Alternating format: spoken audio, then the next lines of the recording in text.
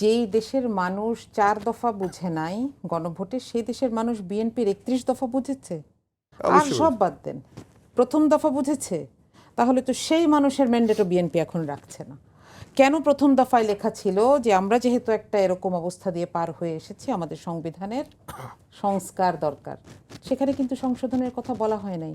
অবশ্যই আছে, আপনি দেখেন খুলে আছে, আমরা সংস্কার করব অ্যামেন্ডমেন্টের মাধ্যমে। জি, কিন্তু এখন যখন স্বরাষ্ট্রমন্ত্রী বলেন হ্যাঁ সংশোধনের মাধ্যমে করব সংশোধন, কিন্তু ইশতেহারে দেখেন এটা সংস্কার। তাহলে আমি শেষ করব। এখন দেখেন, এই জায়গায় নিজের ম্যান্ডেটেরই একটা অংশ বিএনপি একটু ভুলে গেছে।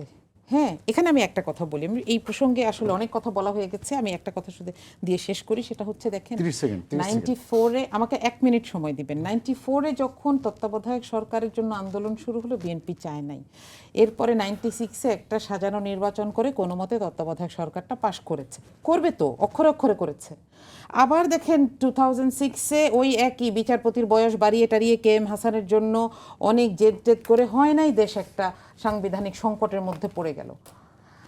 এবং এখন আবার এসে এই যে আমরা করব তো আমরা এখানে একটা পরিষ্কার রোডম্যাপ চেয়েছি, এখনও চাচ্ছি।